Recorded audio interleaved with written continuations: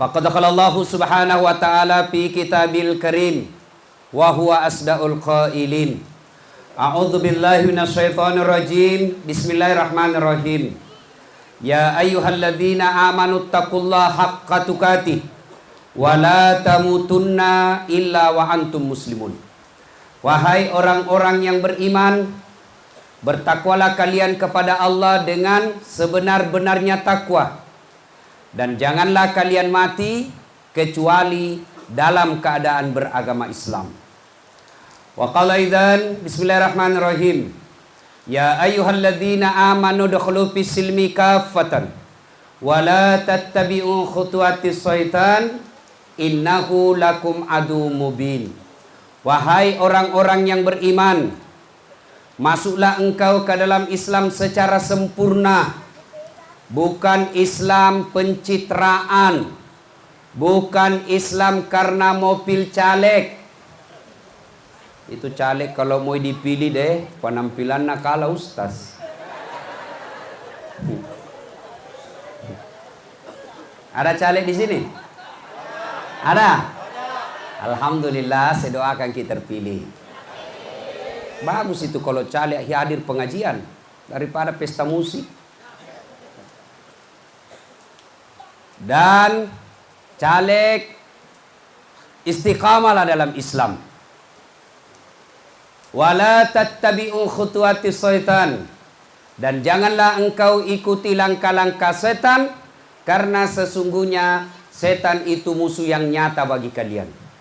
Dan Bapak Ibu harus tahu, malam ini terjadi permufakatan jahat antara iblis dengan hujan. Dan banyak yang kena, akhirnya batal datang di sini. Dan bapak-bapak yang hadir ini, insya Allah imannya bagus. Tapi saya meragukan yang polisi. Kenapa? Takut sama komandannya.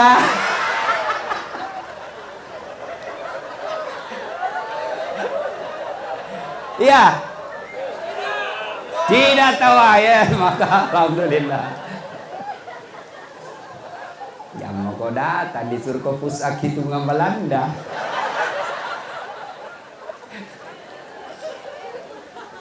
Wala tattabi'u khutuwatis syaitan, dan janganlah engkau ikuti langkah-langkah setan, karena sesungguhnya setan itu musuh yang nyata bagi kalian. Nah, di sini masih ada setan. Setan itu bentuknya handphone. Orang sudah ceramah masih sibuk dengan WhatsAppnya mak gese. Nah, kena kok setan cilaka. Simpan dulu HP-mu, bos. Simpan dulu. Woi, simpan dulu. Nggak enak toh itu, bodah dirasa ceramah ki baru kok begini terus. Coba bedek menghadap ki sama Kapolres. Hah? Bapak ini Kapolsek, di depannya Kapolres, bicara Kapolres kasih amanah, lalu bapak main, lah kok. Coba, harga itu kok dong perasaan Ustaz. Simpan dulu HP, jangan ketawa, serius kayak ini. Simpan dulu HP, bos. Ya. Yang lebih parah itu setan HP. Ada di Pak Bupati waktu itu di kampungnya Pak Wakil. Tuh, turun nggak ceramah, tiba-tiba ada ibu-ibu, dia bilang, Ustaz, boleh selfie? Di sini mak ibu, enggak apa-apa, boleh. Sudah selfie langsung dia bilang, Ustaz, boleh cium? Mana ini ibu? Opat jalo mama nece.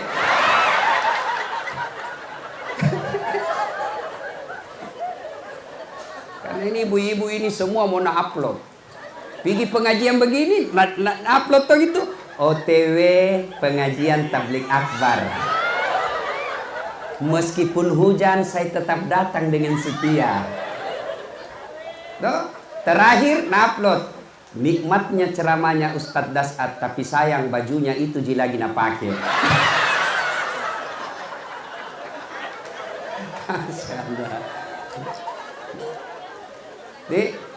Dan janganlah engkau ikuti langkah-langkah setan, karena sesungguhnya setan itu musuh yang nyata bagi kalian.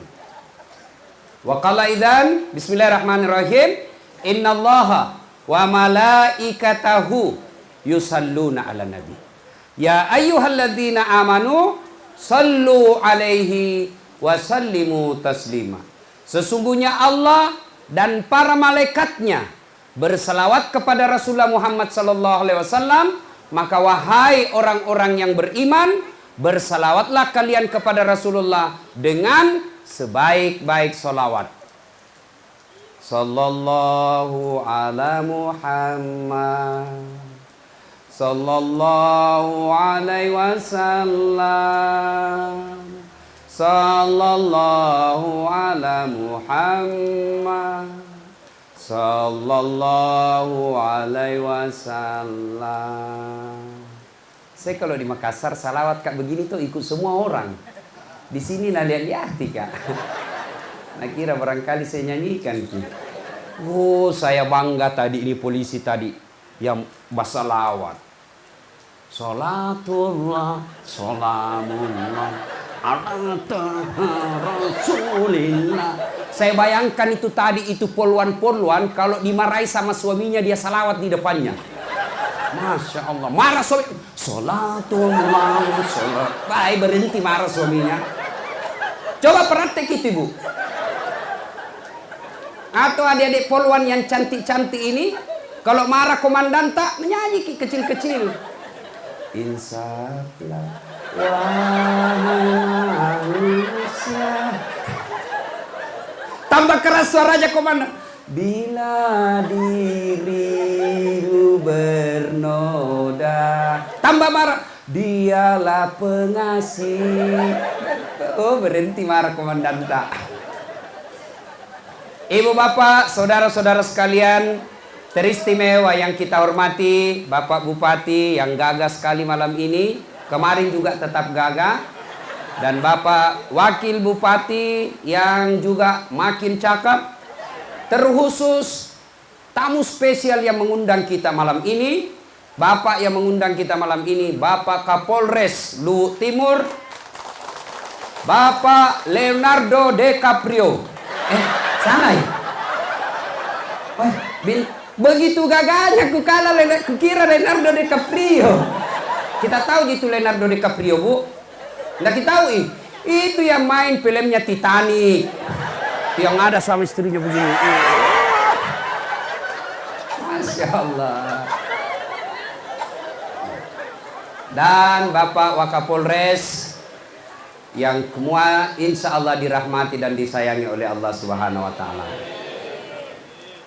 Suatu kali Nabi kumpul sahabat. Lalu Nabi bertanya, saudara-saudara sekalian, tahu ndak siapa yang bangkrut nanti di akhirat? Rugi di akhirat kelak. Bangkeroi ko akhirat. Pailit mereka di akhirat. Siapa yang tahu? Ada yang jawab, yang tidak sholat ya Rasul. Nabi bilang, oh rajin sholat sunnahnya bagus. Yang tidak puasa ya Rasul, dia puasa Ramadan, Senin Kamisnya lancar. Yang tidak haji ya Rasul, padahal dia sudah mampu, dia haji, bahkan pergi umroh tiap tahun. Yang tidak bayar zakat ya Rasul, oh dia bayar zakat, bahkan dia sedekah. Heran semua syarat, sembahyang, puasa, haji ki, zakat ki. Kalau begitu siapa yang rugi ya Rasul?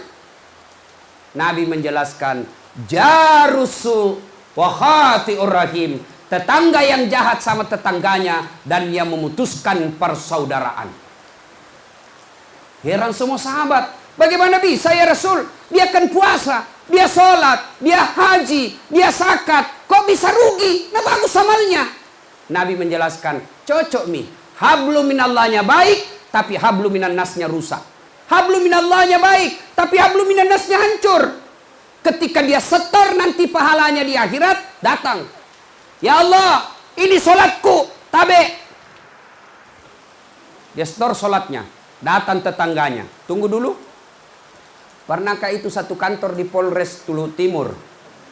Nah fitnah Kak. Katanya mobilku hasil korupsi. Gara-gara fitnahnya dikasih pindah ke Selayar. Dia tidak tahu mobilku mewah karena ada kujual warisannya bapakku 2 hektar sawah di kampungku. Betul pangkatku cuma prajurit. Yang satu ini sini apa namanya itu? Tapi bapakku banyak sawahnya. Dia kira itu saya korupsi di kantor. Gara-gara fitnahnya saya dipindah dan saya sengsara. Saya minta keadilan. Allah berfirman, kalau begitu ambil puasanya ini orang tukang fitnah. Habis puasa, ambil sholatnya, habis. Dia setor lagi puasanya. Ya Allah, ini puasaku. Datang lagi tetangganya. Tunggu dulu. Pernah tahu nggak tetangga itu dulu tumur? Nah, serobot tanahku 2 jengkal. Saya mau lawan. Polisi. Lapor di polisi. Tamana polisi. Akhirnya pasrah mak. Nah, ambil tanahku 2 jengkal. Akhirnya pagarku tidak punya got. Setiap hujan di Malili pasti banjir rumahku. 17 tahun saya kebanjiran. Saya minta keadilan hari ini ya Allah. Allah berfirman, kalau begitu ambil dia punya puasa. Habis sholat, habis puasa. Nah, setor lagi zakatnya. Ya Allah, ini zakatku. Datang lagi tetangganya, tunggu dulu. Pernah tahu nggak tetangga itu? Nah, fitnah kak. Katanya anakku yang lurus rambutnya bukan anaknya suamiku. Karena suamiku keriting rambutnya. Dia tidak tahu anaknya lurus rambutnya karena sudah direbonding. Gara-gara fitnahnya saya dihina satu kampung. Dituduh saya tukang selingkuh. Saya minta keadilan hari ini. Allah berfirman, kalau begitu ambil dia punya zakat.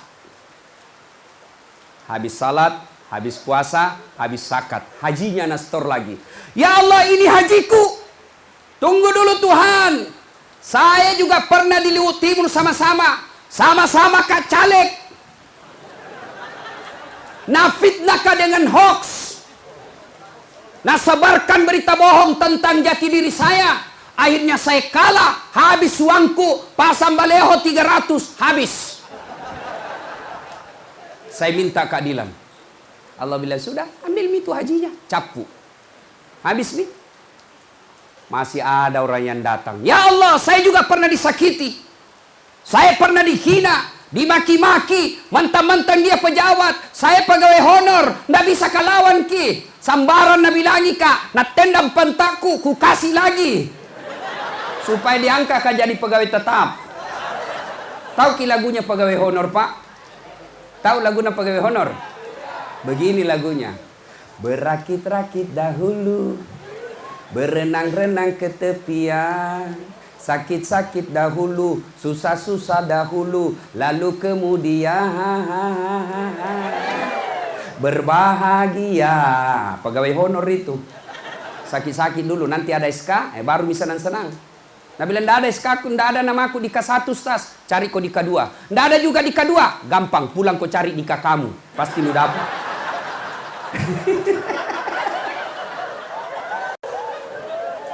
Akhirnya, dia bilang gini tadi, habis sholatku, habis zakatku, habis puasaku, habis hajiku, masih ada yang datang, banyak berhenti orang yang datang. Lalu dia berkata, ya Allah, bagaimana lagi caranya ya Allah? Saya sudah tidak punya deposito amal. Allah berfirman, hari ini semua kejahatan, semua kebatilan, semua kejahatan harus ada balasannya. Hari ini disebut hari pembalasan. Karena kau sudah tidak punya deposito amal, maka caranya ambil dosanya orang yang pernah kau sakiti. Nah, ini bangkrut. Amalnya banyak hanya untuk membayar dosanya sama orang. Itu jangki bertengkar. Nah, sekarang mari kita lihat. Satu yang penting. Kenapa orang berpecah belah? Apa sebabnya? Saat ini 2019 sampai bulan April, penyebab pecahnya persaudaraan pemilu dan pilcaleg. Siapa yang memecah belah itu? Satu, calegnya sendiri. Caleg, tolong jangan bodoh-bodohi rakyat. Rakyat, tolong jangan peras caleg. Yang ketawa serius orang ini bos. Ini sekarang masyarakat dia protes kalau dia lihat korupsi. Dia protes kalau ada anggota dewan korup. Bagaimana mereka tidak korup? Belum jadi caleg habis modalnya. Dipanggil, ayo bapak-bapak, mari sosialisasi, saya akan menyampaikan visi misi saya. Apa nak bilang? Wane piro. Mata duitan. Ibu, jangan mau disogo Serius. Jilbab, tolak. Beras, tolak. Mau memajukan negara kita, kalau ibu bapak lihat orang yang datang bawa money politik, rekam melalui HP, bawa ke polisi, lapor, itulah yang merusak negara kita. Bisa ibu? Kenapa ndak yakin? Malah ada pak nak tulis di kampungnya, siap menerima serangan fajar. La haula wala quwata illa billah. Masolang otaknya ye pak. Sangin duit di otaknya. Jangan kita dong peras caleg. Kita juga pak, jangan kita mau disogo. Yang disogo dan menyogok sama-sama masuk neraka. Saya tidak menyogok Ustaz, saya tidak disogo, tapi saya kasih ketemui. Kena juga asariku pisarru sarri, bersekutu dengan jahat, jahat pula hukumnya. Dalam hukum pidana namanya ikut serta.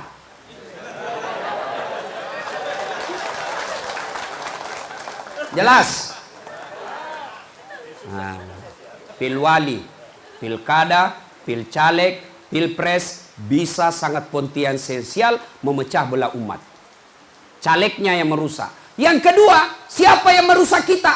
Tim sukses.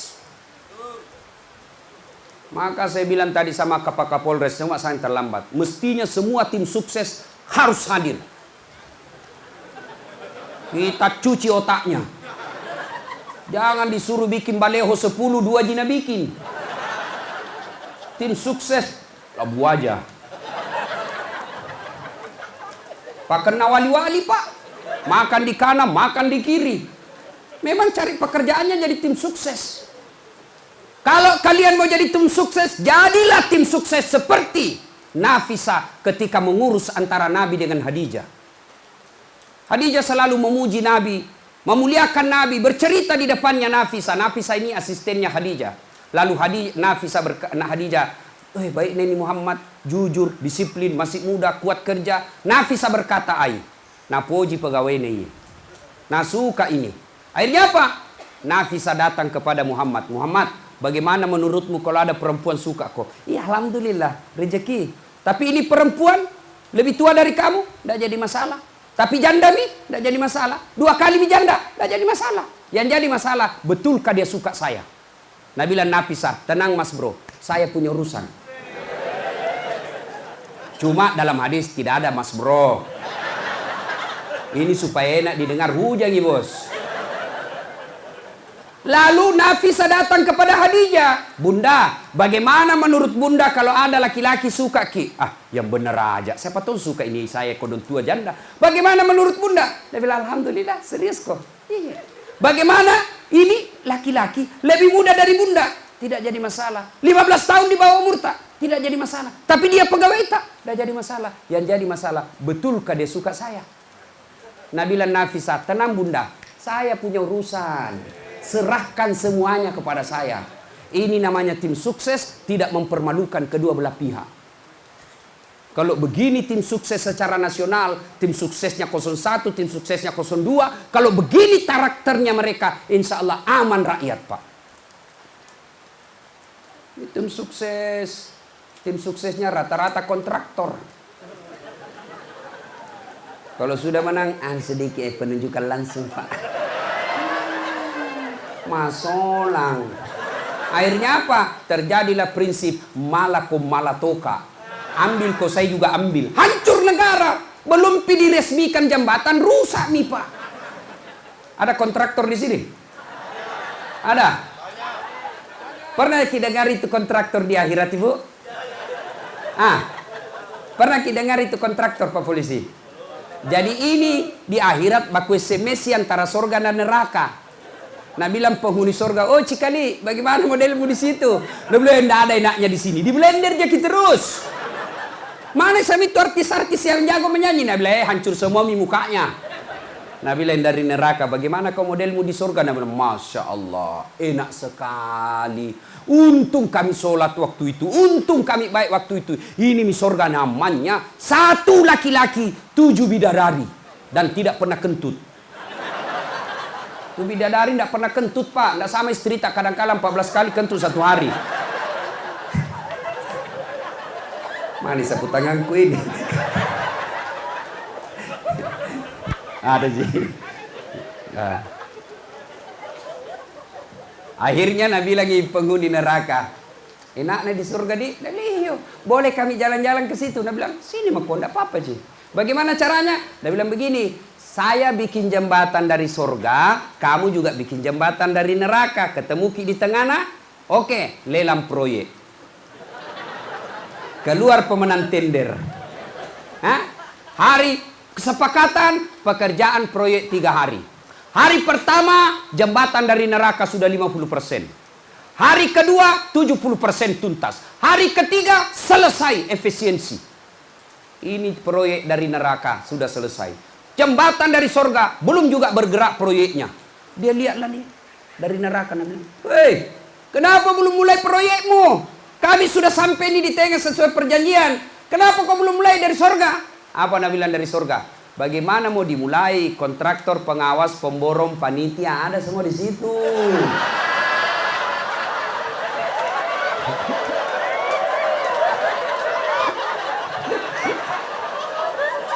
Nabi bilang di sini kasihan imam ji, penghafal Quran pukate. Tidak tahu kalkulator. Salah itu sebenarnya. Hati-hati, Pak. Jadi kontraktor di Polres hati-hati kok. Selain hukum pidana menunggumu, hukum akhirat akan pasti kau dapat. Boleh kau lolos dari hukum pidana dunia, tapi demi Allah tidak akan lolos kamu hukum akhirat. Dan susah itu tobat kalau kontraktor, Pak, susah tobat. Saya dosa sama Bapak, gampang. Saya datang minta maaf, Bapak tidak maafkan saya, urusan Bapak dengan Allah nanti di akhirat. Yang penting sudah minta maaf.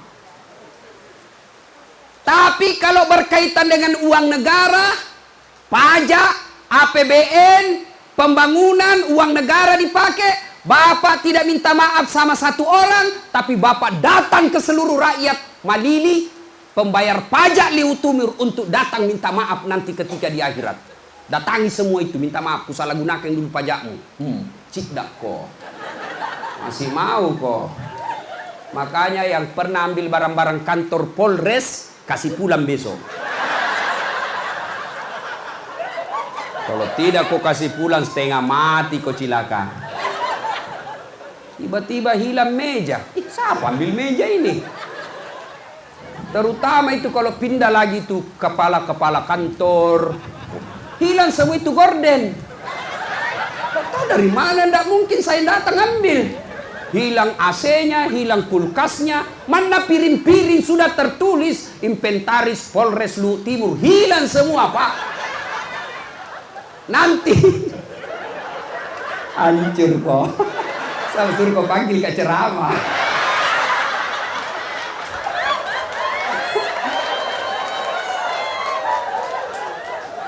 Nanti, Pak, itu ketika di padang mahsyar, itu barang-barang yang pernah kita ambil, Pak, disuruh pikul sambil menunggu namata diadili. Bayangkan, Pak, dari Adam sampai kiamat berapa triliun manusia karena satu jiloket, cuma satu Allah. Maka dipanggil kita satu-satu sambil menunggu giliran antri, seluruh barang yang pernah kita ambil disuruh pikul.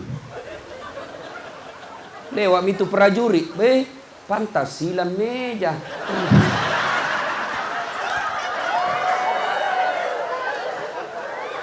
Termasuk ibu-ibu yang suka ambil sendok kalau pergi pengantin. Ini ibu-ibu Columbus. Tahu ibu-ibu Columbus? Kelompok pembungkus.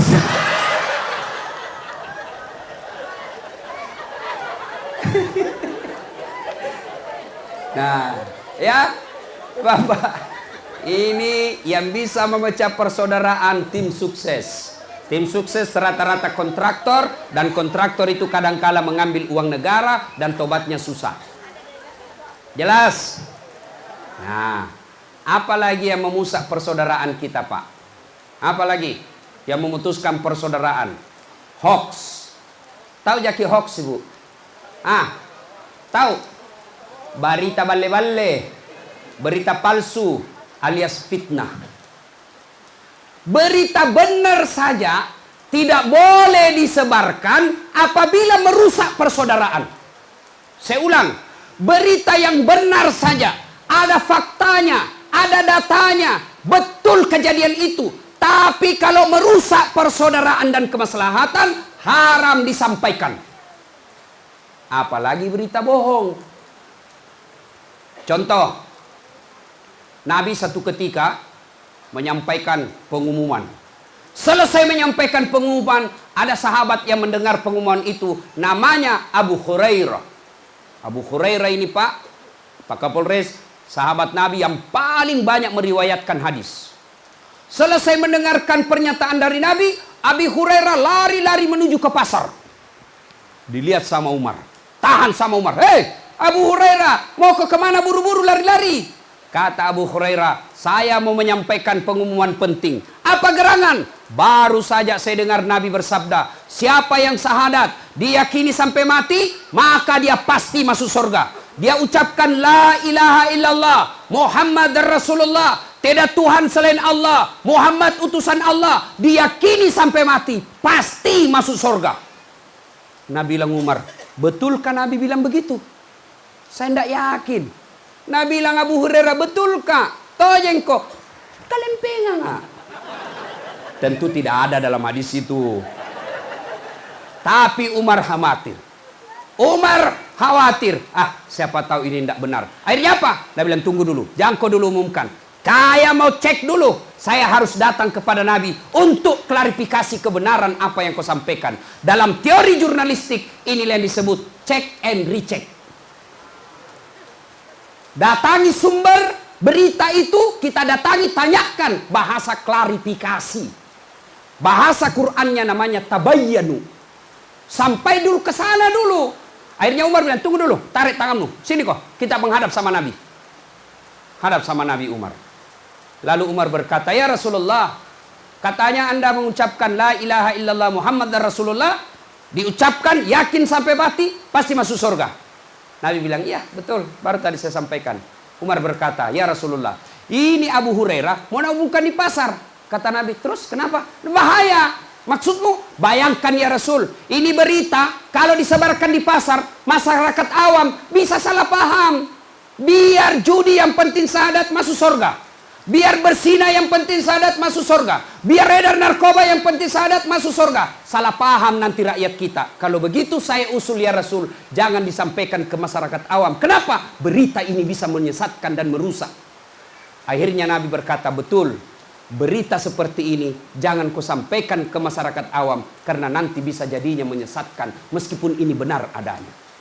Akhirnya dari kejadian ini adalah pepatah Arab yang mengatakan likulli makam makal wa likulli makal makam. Setiap tempat ada bahasa yang cocok, dan setiap bahasa ada tempat yang cocok untuk bahasa itu.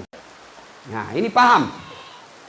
Saudara-saudara pengguna media sosial, pengguna Facebook, pengguna Instagram, pengguna Twitter, WhatsApp, hati-hati broadcast. Hati-hati menyebarkan berita-berita berantai. Bisa jadi berita itu bohong, bisa jadi berita itu fitnah. Bapak akan ada orang yang disakiti, merasa dihina, merasa hak-hak pribadinya, merasa dicemarkan nama baiknya. Maka Bapak dilapor ke polisi, orang bisa jadi gubernur, orang bisa jadi anggota DPR. Mereka sudah menikmati kejayaan karena kita itu, tapi justru kita masuk penjara gara-gara kita jadi tim sukses yang menyebarkan berita-berita bohong. Maka hati-hati, jangan sebarkan itu seenaknya. Kita baca, bohong ini. Ciri-ciri, kalau ciri-ciri itu berita-berita bohong, kalau ada tulis segera viralkan. Itu salah satu ciri-cirinya itu. Ciri-cirinya lagi, kita lihat tidak ada sumbernya. Siapa yang tulis ini, berarti tidak ada penanggung jawab. Siapa yang kirim, Bapak penanggung jawab, ikut serta menyebarkan namanya berita bohong. Ya, Ibu, Jelas? Hoax, berita bohong.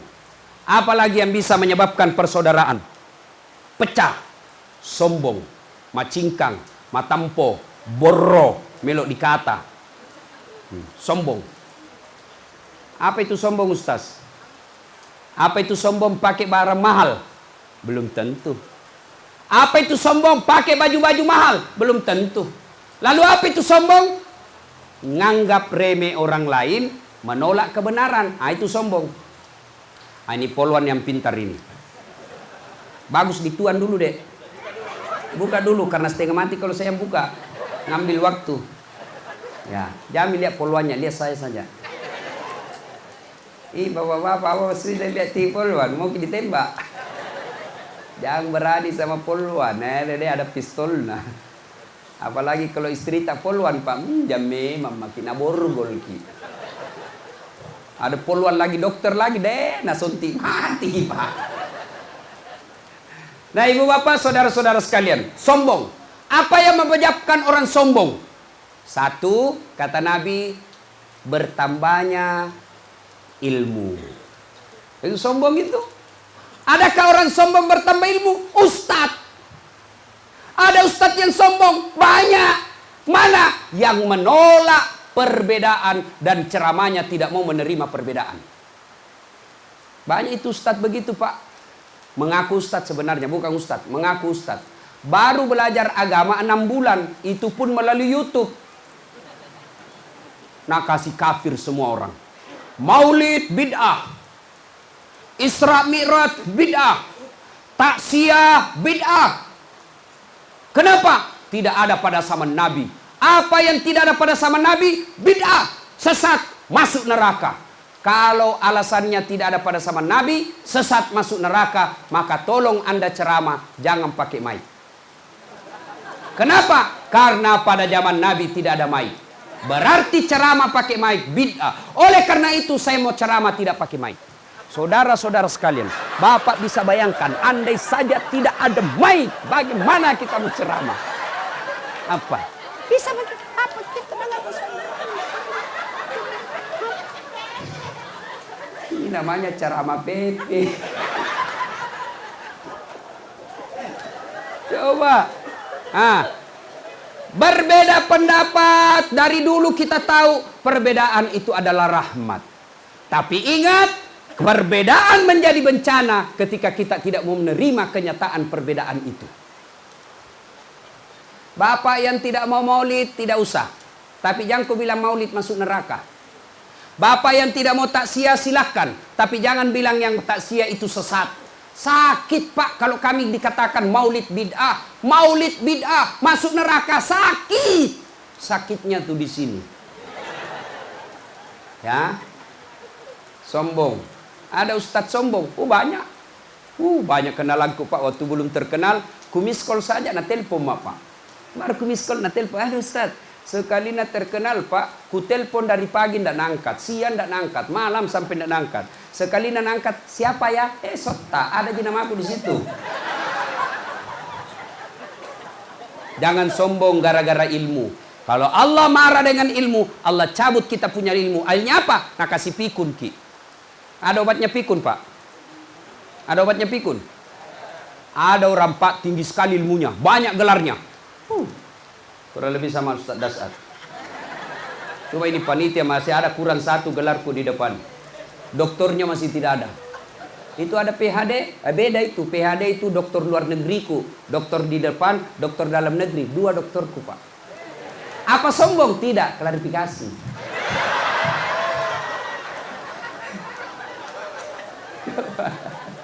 Masya Allah. Banyak gelarnya, tapi sombong. Akhirnya pikun. Pensiun, mulai pikun. Diprotes sama istrinya. Pak, biasanya kalau kau mau pergi mengajar, kau cium-cium jidatku. Ini sudah hampir 2 minggu, tidak pernah lagi kau cium-cium saya. Langsung Nabi bilang suaminya, astagfirullah. Berarti siapa ku cium selama ini? Ternyata pembantu. Jangan juga modus, Pak. Pura-pura pikun. Didapat sama pembantunya sama anaknya. Kukira mamamu nak. Modus, ada pasalnya ini Pak. Bagaimana tahu suami tak tidak ke pembantu, pembantu tak masih muda, seksi, bicaranya sopan, bagus dandanannya, tidak pernah maki-maki suami. Bagaimana tahu tidak lari ke pembantu? Mau makan suaminya, pembantunya urus sih. Mau minum, pembantunya yang urus ki. Mau pergi kerja, pembantunya kasih sepatu. Mau pakai baju, pembantunya kasih baju. Mau mandi, pembantunya kasih handuk. Mau tidur, pembantunya temani. Tidak kok. Ada tong itu ibu kutu. Malas. Malas dandan. Suka marah-marah. Kerjanya ndak beres. Ditelepon pagi-pagi, di mana kok ibu? Iya, orang lagi jogging. Sampai di kantor sudah sholat duhur, sudah mau ke sholat duhur. Ini orang lagi di mall. Cerewetnya ini laki-laki. Ditelepon lagi asar. Saya lagi yoga supaya saya seksikan kau tonji senang. Pulang makin dari kantor patroli sampai di rumah maghrib tidak ada di rumah ini istri. Nah telepon di mana kau ibu? Lapar ma ini mau makan. Apa nak bilang? Cerewetnya ini laki-laki. Sedikitnya lagi gajimu. Itu indomie kau makan. Ada begitu polisi di kasihan. Pak, ada istri tak kasih begitu ki? Oh, kasihan memang polisi Pak. Tidak ada itu polisi yang tidak takut sama istrinya Pak. Percaya saja, biar Kapolres. Percaya saja Pak. Tidak ada polisi yang tidak takut sama istrinya. Betul Pak. Ternyata saya tanya-tanya polisi, kenapa kak bapak takut sama istri? Saya bilang, sebenarnya Ustadz bukan kami takut sama istri, tapi kami takut sama istrinya komandan. Ini biasa sama-sama ibu, nyambung samanya ibu. Baru ini komandan takut ton sama istrinya.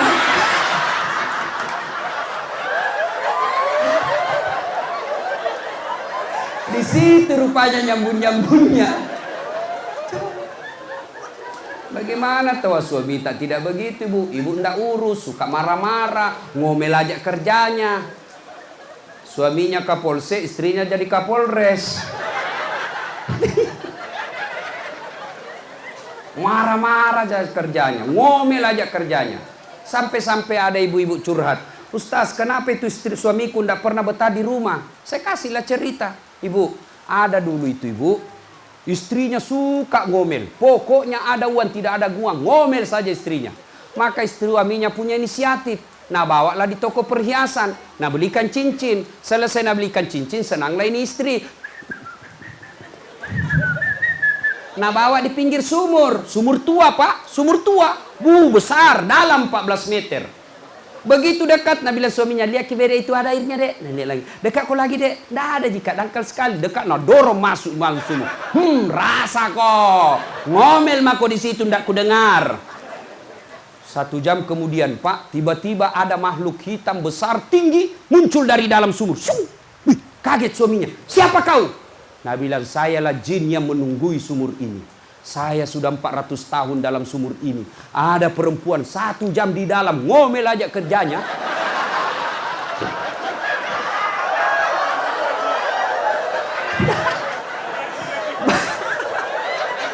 Baru 1 jam ngomel. Jin Pak 400 tahun lah. Bagaimana suami tak mau betah di rumah ibu? Coba makin lihat kasihan itu polisi. Kasihan itu biasa polisi saya lihat Pak. Di kantor dimarah-marahi sama komandan. Itu tidak pernah ada benarnya anak buah kasihan. Sampai lagi di rumah dimarah-marahi lagi sama istrinya. Akhirnya apa? Anak naik motor jadikan korban.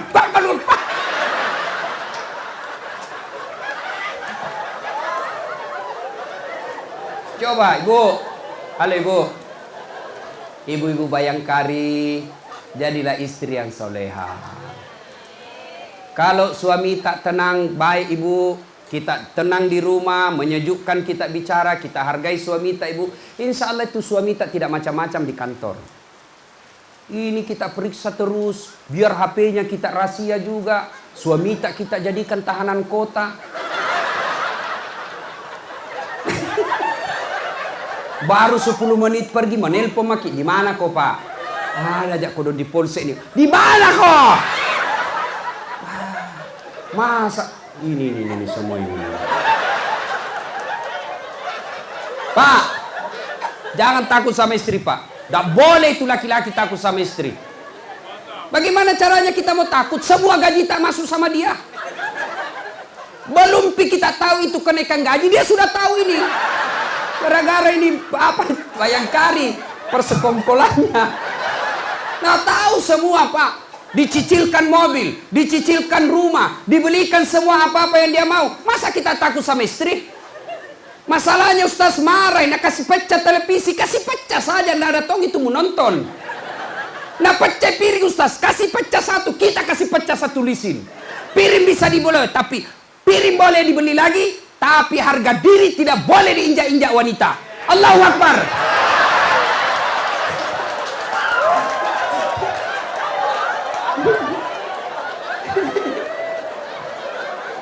Setuju? Setuju? Pulang ki nanti lah. Apa aku bilang tadi? Dadah, ya, Bapak, saudara-saudara sekalian. Yang menyebabkan orang sombong, ilmu. Yang kedua, menyebabkan orang sombong apa? Pangkat jabatan. Bupati, jangan sombong. Kenapa? 5 tahun. Terpilih lagi, alhamdulillah. Tidak terpilih, wabillahi taufiq wal hidayah. Coba, Pak. Sombong. Anggota DPR, jangan sombong. Kau jadi anggota DPR karena kau dipilih oleh rakyat.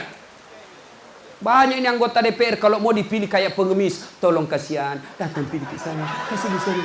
Kayak kita gitu kadang. Kalau bukan kita siapa lagi bantu Kak. Sekalinya sudah terpilih, mau ketemu susahnya. Ada begitu di sini? Jangan pilih. Sombong karena pangkat apa? Kapolres. Jangan sombong karena Kapolres. Oke, naik pangkat, naik. Ada batasnya. Apa batasnya? Pensiun. Tangkis maka itu pensiun. Biar 11 kali kok Kapolri. Pensiun. Serat terima jabatan. Mari itu tongkat. Jangan sombong karena jabatan. Coba berhentilah. Pangkat, jabatan, jangan sombong. Ilmu, jangan sombong. Apalagi yang membuat orang biasa sombong? Harta. Jangan sombong karena harta. Kalau Allah marah, dia ambil kita punya harta, gempa kayak di Palu. Ada pernah undang saya ceramah, Pak, kaya sekali di Palu. Begitu selesai gempa, miskin, tidur di tenda-tenda. Kalau Allah mau. Sekejap saja, Pak. Jangan sombong karena kekayaan, itu hanya titipan. Kalau Allah mau, sekejap habis. Okelah masih kaya, okelah masih banyak duitnya, masih banyak hartanya. Tapi Allah marah, nah titip satu penyakit dalam dirita. Akhirnya apa? Banyak uang tapi tidak ada bisa dia makan. Saldonya 7 miliar. Tapi berhadapan meja makan, asam urat, kolesterol, ginjal, lemak. Apa bisa namakan? Ubi. 7 miliar ubi bisa namakan.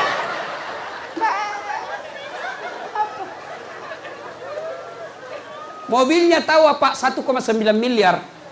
Mobilnya 1,9 miliar. Tapi siapa yang nikmati? Sopir. Dia baru 5 menit di atas stres. Rem. Mati kita. Itu karena kau sombong dengan hartamu. Kata Allah dalam hadits qudsi, ada 3 temannya setan. Temannya setan, Pak. Satu di antaranya, kata dalam hadits qudsi, ghaniyun mutakabbir, orang kaya yang sombong. Kaya apa saja? Kaya pangkat sombong, temannya setan. Kaya harta sombong, temannya setan. Kaya ilmu sombong, temannya setan. Kaya cantik muka sombong, temannya setan. Tapi kalau pangkat tinggi, jabatan tinggi, harta banyak, kekayaan banyak, sombong, orang masih bilang, iya tahu, pantas dia Kapolres, banyak duitnya, banyak anak anggotanya. Pak, nggak pentingnya dia bupati, sombong, ya wajarlah. Tapi orang masih mengerti. Sombong karena dia kaya, pangkatnya tinggi, dia banyak duit, wajar. Tapi kalau sudah miskin, pengangguran, tidak terkenal, jelek mukanya, Bau keteknya. Kau sombong lagi. Bukan mahkotamannya setan. Kau sudah jadi setan cilaka. Oke? Bisa rusak persaudaraan, Pak, gara-gara kesombongan. Satu tadi pilkada, pilpres, yang kedua kesombongan, yang ketiga hoax, yang kedua hoax, yang ketiga kesombongan, dan yang keempat sangka buruk.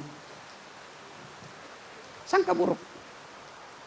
Telepon, kenapa tidak jawab Pak Bupati di? Aktif nama mau dulu waktu sosialisasi.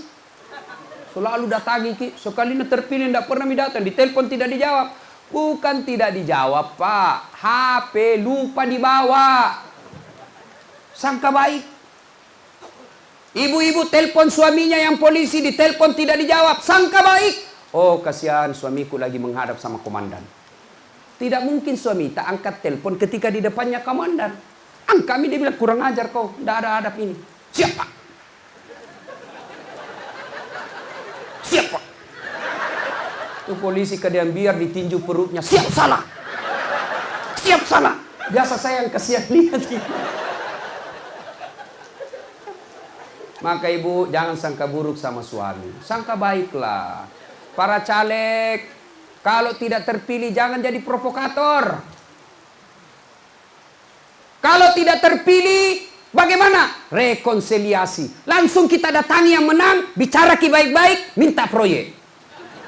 Bos, menang kau bos. Ya, saya salut kau menang. Hebat kau. Saya kalah. Tapi jangan kau lupa bos, banyak tong ini uangku keluar kasihan. Besok-besok ada proyekmu bagi-bagi sedikit, tunjuk-tunjuk. Tapi kalau kau menghasut, kau menghina orang yang menang, maka bermusuhan, sudah kalah, tidak dapat kau juga proyek. Coba kalau begitu datang, kalah kita, datang yang menang, Pak Bupati, Pak tolong ini kasihan, Bapak kita dulu ya. Oke, penunjukan langsung, kau dapat perbaikan got. Begitu saja, jangan bermusuhan. Iya. Nah, ibu bapak saudara-saudara sekalian, orang yang suka bermusuhan itu tidak bagus. Ya. Karena kalau banyak musuh makin susah hidup. Nah ini ya, berikutnya. Inilah tadi sebab putusnya persaudaraan. Ya, sangka buruk, ya, kesombongan, kemudian hoax. Ya. Apalagi yang bisa menyebabkan putus persaudaraan adalah serakah. Apa itu serakah? Mangoa. Apa itu mangoa? Mau ambil semua, Pak. Nah, ini yang bisa memutuskan persaudaraan kita. Maka kalau kita sudah tahu sebab-sebab putus persaudaraan, maka hindarilah itu. Insya Allah kita akan aman. Bersatu. Nah sekarang unsur kedua yang mau saya jelaskan. Tadi sebab putus persaudaraan. Yang kedua, apa tonseng hebatnya kalau banyak teman. Satu, orang yang banyak temannya panjang umurnya.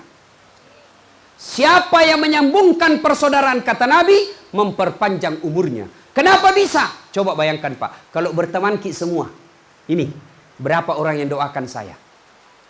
Begitu Pak, Bu, doakan saya panjang umur, 300-600 yang hadir. Amin. Ah, itu bayangkan luar biasa. Memperpanjang umur yang banyak temannya. Yang kedua, orang yang banyak temannya, insya Allah murah rezekinya. Contoh, saya selalu bilang begini Pak. Saya ini tidak banyak uangku Pak. Tapi banyak temanku. Temanku banyak uangnya. Ada Pak Bupati, ada Wakil Bupati, ada Kapolres. Saya mau pergi terbang, Wakil Bupati yang bayarkan tiket PP. Mau kak pulang, amplopnya dari Pak Bupati. Selesai. Pengawalan, Kapolres. Hebat ton tadi yang kawal kan jago Pak, suka marah-marah di jalan. Woi, apaan sah? Singgah dulu. Woi, ku bilang enak ton dipakai ini mobil begini ceramah ya. Karena kita biasa di jalan Pak banyak mempraktekkan ketidaksabaran. Melambung kiri kanan. Itu enaknya jadi polisi Pak. Salah satu kesyukuran Bapak polisi yang selalu Bapak lupa, nikmat pakai baju seragam polisi. Coba maki pakai itu Pak, biar orang tinggi sekolahnya takut juga hadapi Ki Pak. Kenapa? Ada negara yang melekat dalam diri Bapak. Makanya jangan permalukan itu baju. Berhenti minta-minta uang di pinggir jalan.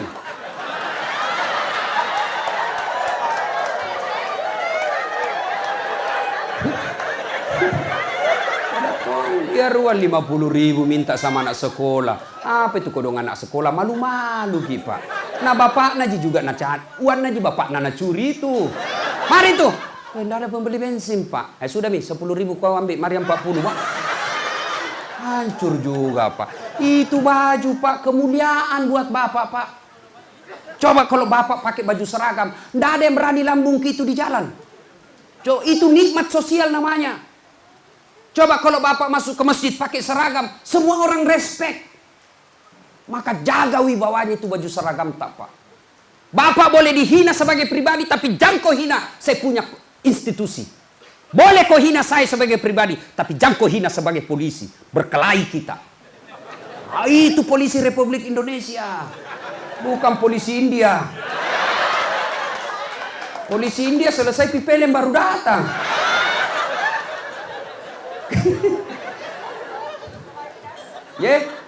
Jangan marah Pak, jangan marah. Ini gunanya ceramah supaya nak kena ki semua bos. Nah, apalagi yang menyebabkan hebatnya itu Pak. Coba lihat, kalau banyak teman banyak rezeki. Saya kalau ke pasar Kak Pak di Makassar, baru Kak turun dari mobil, ada yang teriak, "Assalamualaikum Ustaz." "Waalaikumsalam warahmatullahi wabarakatuh." "Gimana kabar Ustaz?" Dalam hatiku, amam nih sede ini. Ada yang ngisi ikan, telur, sayur. Mau kubayar berapa Ji? Jangan makin Ustaz. Berapa? Jangan Ustaz. Pada dalam hatiku, itu memang kutunggu. Banyak rezeki Pak. Makanya istri itu senang sekali kalau saya ke pasar. Tidak laku uangku. Coba enak. Banyak teman, gampang selesai masalah. Coba, saya pergi ke Polres. Baru saya dilihat CCTV. Keluar ke Polres. "Assalamualaikum Ustaz." "Waalaikumsalam." "Kenapa Ustaz?" "Perpanjangan SIM komandan." Dia panggil langsung kasat. Uruskan SIM-nya Pak Ustaz. Jangan kau lagi minta uang berdosa kau Ustaz kau makan. Coba itu. Enak Pak. Banyak teman. Gampang selesai masalah. Jelas?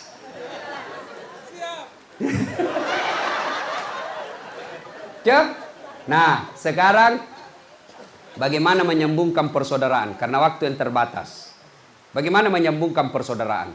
Salah satu di antaranya acara seperti ini. Karena enak begini Pak. Itu kenapa kita enak Pak? Karena kita bersatu. Tidak ada enaknya itu berpecah belah. Makanya saya heran kalau ada ini anggota DPR reses ke luar negeri, pergi belajar namanya toleransi. Jangan mau belajar ke luar negeri, ke Eropa, mereka cuma berapa bahasanya?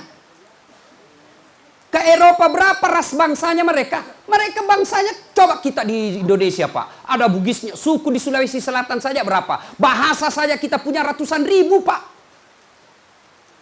Jangan ajari kami toleransi. Inilah Indonesia hebatnya toleransi. Tidak ada Pak yang pala ini di Indonesia Pak. Maka belajar toleransi di Indonesia. Coba saya tanya Ki, kenapa ini hujan enak dinikmati? Masih ingat Ki waktu tak kecil Bu, pergi hujan-hujan? Masih ingat Pak? Kenapa itu berhujan-hujan enak? Karena itu hujan turunnya rame-rame. Coba kalau dia turun satu-satu. Mana enak? Mana? Benar. Pak. Coba. Ayo. Jelas? Saya tanya Ki lagi. Berapa kali Ki makan satu hari? 3 kali. Kenapa enak makan nasi kira-kira Bu? Karena masuk di mulut rame-rame.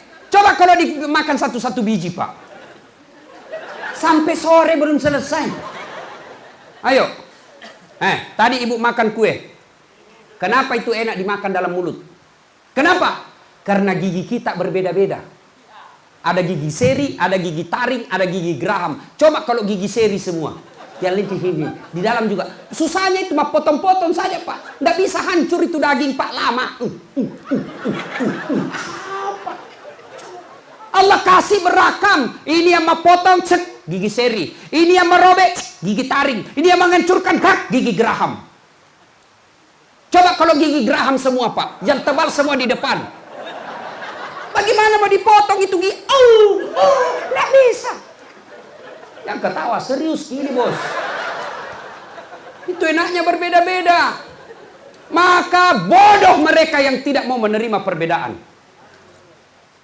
Siapa calonmu? 01. Siapa calonmu? 02. Terserah siapapun calon kita, yang penting Indonesia berjaya. Nah, jangan. Ya, ibu bapak, saudara-saudara sekalian. Kata Nabi, umat itu seperti badan ini. Coba lihat badan kita, Pak. Kompak. Tangan kanan gatal, tangan kiri yang garuk. Tangan kiri yang gatal, tangan kanan garuk. Gatal di dua-duanya, kerjasama. Nggak nasantui tangan, ambil sendinding. Begitu mestinya orang Islam, begitu mestinya kita di Timur. Coba, badan kita luar biasa, kompak. Ya? Ada tangan, ada kaki, berbeda-beda fungsi. Tapi tidak boleh tangan mengatakan, saya lebih hebat dari kau kaki. Nah bilang, kaki enakmu, kau ada tanganmu, tidak bisa goyang kakimu. Coba. Kata kita ini umat di Timur, Pak, seperti mobil. Satu sistem mesin. Ada jadi ban, ada jadi rem, ada jadi setir, ada jadi bensin. Berbeda-beda, tapi satu fungsi, yaitu bagaimana ini mobil jalan dengan baik. Tidak boleh ada yang merasa lebih sombong. Kapan ada yang merasa lebih hebat, maka tunggu itu mobil tidak bisa jalan. Nah bilang bensin, saya paling jago di sini mobil. Tidak bisa kau jalan kalau tidak ada bensin. Nah bilang setir, baiki. Mau kau pakai mobil tidak ada setir nah? Apa? Nah bilang, bang, kau kira kau saja hebat? Biar ada bensinmu, ada setirmu, tapi tidak ada bannya. Segi 4 bannya, mana kau bisa enak? Apa ya? Nah bilang tersinggung tongi rem, biar kau ada ban, biar kau ada setir, biar kau ada bensin. Tapi kalau tidak ada rem, mau kau pakai?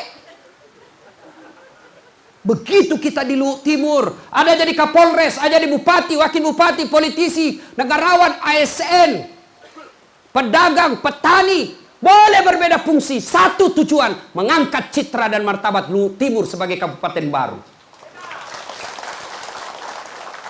Jelas nih Pak Bupati? Susah orang ceramah begini nih Pak, susah, apalagi hujan-hujan. Keluar semua keahlian ini malam, luar biasa. Busa-busa mika lepa. Pak, mari sadarkan kepada masyarakat, jangan kita berpecah belah. Bapak sebagai tokoh masyarakat, pulang kita nanti ini sampaikan. Karena kalau kita ribut Pak, rusuh, kita yang rugi.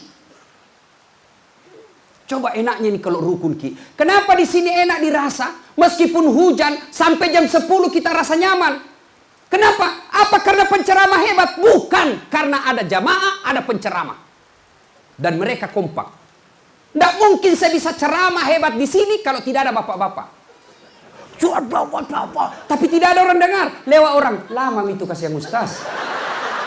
Dikira Ki gila. Begitu juga Bapak. Kenapa Bapak-bapak enak duduk di sini? Karena ada saya yang memberikan kepada Bapak. Maka tidak boleh saya merasa lebih hebat, jamaah pun tidak boleh merasa. Maka kita saling membutuhkan. Itu disebut makhluk sosial, tidak bisa hidup tanpa orang lain. Jangan ada merasa lebih hebat. Nah, ini sunat tepuk tangan berarti selesai ceramah. Terus. Memang saya tukang parkir. Terus. Ustaz ini bos. Masih bisa 1 jam?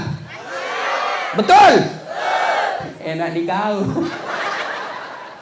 Nah ibu bapak saudara-saudara sekalian, pada akhirnya tidak ada gunanya ini ceramah kalau kita tidak sosialisasikan ke orang. Bayangkan kalau ini ribut di kabupaten Pak, saya sebagai ustadz tidak mungkin bisa datang ceramah. Masa kita ceramah lari-lari tuh batu. Saudara-saudara sekalian, batu. Kita bisa ceramah begini karena damai. Mana sih ada yang lempar. Wih. Lagi ceramah Kak, saudara-saudara, ada busur. Aduh. Ini kita tenang karena bersaudara kita Pak. Tidak ada enak itu rusuh. Ini pilpres, pilcaleg, pesta demokrasi. Tahu namanya pesta? Pesta itu senang-senang. Pesta pernikahan, kita gembira-gembira. Pesta ulang tahun, kita gembira-gembira. Tidak ada pesta bikin takut. Masa kita datang pengantin takut? Mati. Sembunyi. Bukan pesta namanya itu, serem. Oke? Pesta 5 tahun sekali, manfaatkan dengan baik. Pilih pemimpin dengan catatan Bapak Ibu sekalian, semua yang Bapak pilih, meskipun 3 menit saja mencoblos, dah tanya nanti di akhirat Tuhan, kenapa kau pilih ini, apa sebabnya? Kalau kau pilih hanya kepentingan proyek, kau pilih hanya kepentingan caleg, partai, kau pilih hanya kepentingan pribadimu, proyek-proyek, padahal kau tahu itu orang tidak baik, maka demi Allah, kalian akan bertanggung jawab di hari pembalasan kelak. Nah, ibu bapak, saudara-saudara sekalian, karena konsumsi juga sudah keluar, saya kira sudah cukup ini acara. Ya. Capek ibu, capek mak. Baru kak mendarat tadi ini langsung ceramah. Besok 4 episode lagi. Ini Pak Wagub ini kalau mengundang saya nasi satu nggak. Tak 7 ceramahnya 1 hari. Tapi saya suka tonji karena bagasar tonji jam puluh nah. Si panas sakit saja bos. Alhamdulillah ya. Itulah enaknya bersilaturahmi ya. Pak Kapolres dan seluruh jajaran, jangan berhenti-henti dan jangan bosan-bosan mengajak kepada kerukunan. Kita rakyat jangan bosan-bosan dan berhenti untuk mensosialisasikan kedamaian. Tidak ada enaknya itu rusuh. Belajar di Syria, belajar di Syam, ya yang Syria sekarang. Belajar di negara-negara Timur Tengah, belajar di Afghanistan. Tidak bisa tenang orang di sana. Oleh karena itu, salah satu nikmat kita berbangsa Indonesia, kita diikat oleh sila ketiga, persatuan Indonesia.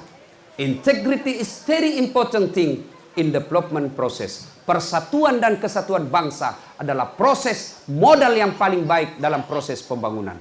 Ibu bapak saudara-saudara sekalian, inilah tausiah kita pada taklim kita kali ini. Mudah-mudahan